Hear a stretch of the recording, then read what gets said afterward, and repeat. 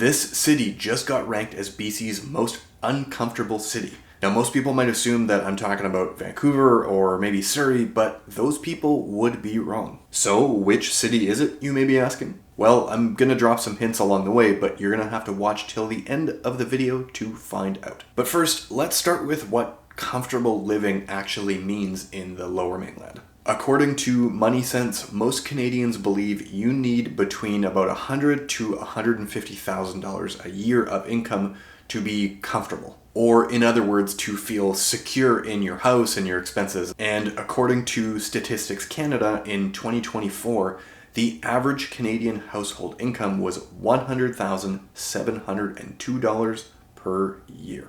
But comfort isn't just about income necessarily. There's a lot of things that go into it. You've got to consider housing, transportation, food costs, entertainment, all the necessities that you need to pay for day in and day out. So it's safe to say that in order to be considered comfortable, you want to maximize that money left over on your paycheck at the end of every month.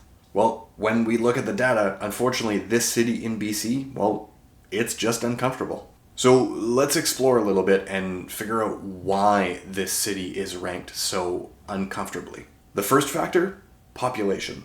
According to Statistics Canada, between 2020 and 2024, the city grew by only about 4.2%. Now in actual numbers, that's about 7,000 new residents to the city in that time frame. And that sounds like pretty moderate growth. So you might be thinking to yourself, well, hey, that doesn't sound so bad. That's a pretty good thing, right? And yeah, maybe. But growth still puts a strain on infrastructure, housing, transportation, all those kinds of things. And the population growth in the city is actually expected to increase. The estimates hover somewhere around 3,500 new residents every year over the next several decades. Now, the second factor that we have to consider here is housing cost. Now, housing cost typically for most Canadians is their single most expensive expense every month. So over that same time period from 2020 to 2024, this city saw about 7,400 new homes built. So on the surface, it actually kind of seems like housing has kept up with the population growth. But is that actually the case? Because with investors buying up some product and maybe people living here temporarily or renting, it's not necessarily a one-to-one relationship. Not only that, but a lot of those new homes that are built are going to be one bedroom or smaller 2-bedroom condos.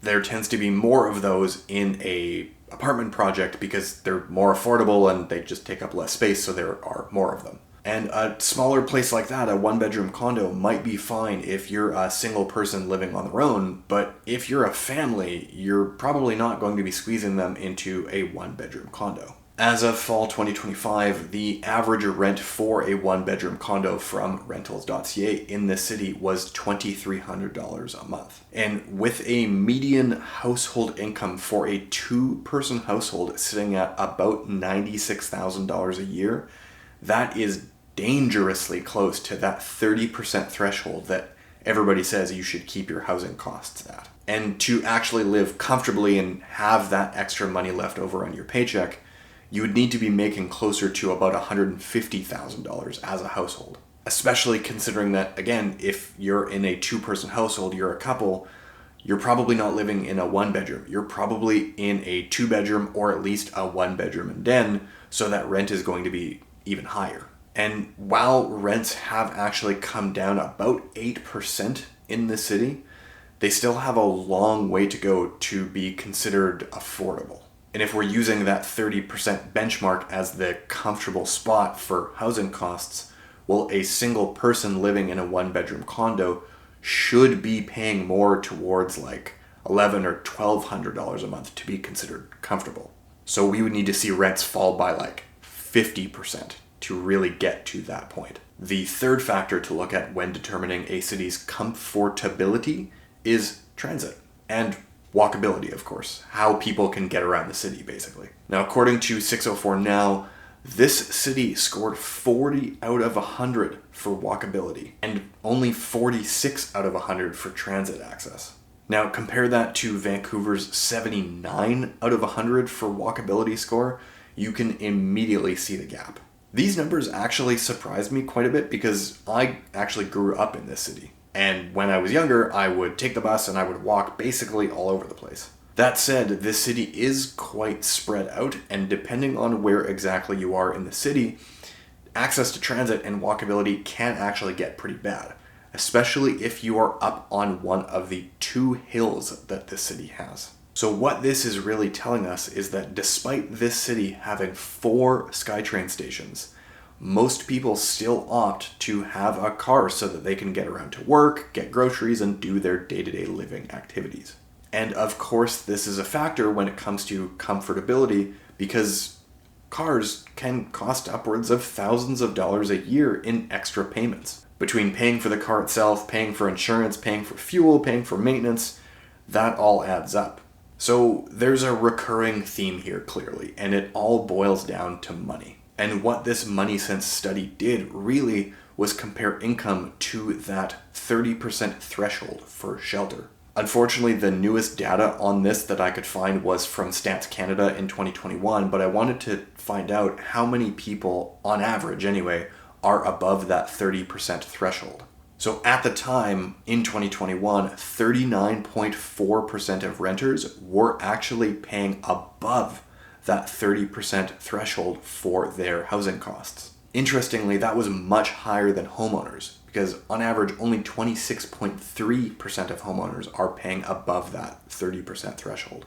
Now, unless you've been living in the woods or completely ignoring the news and social media and everything else, you'll know that from 2021, both housing and rent costs have gone up dramatically. So being that these stats were from 2021, I imagine that now today, if you were to take those same stats, those numbers would probably be much higher. Now, before I do the big reveal and tell you which city ranked as BC's most uncomfortable city, think about your city. How much income do you think you need or someone in your community needs to live comfortably? Put that in the comments below. I want to hear from you.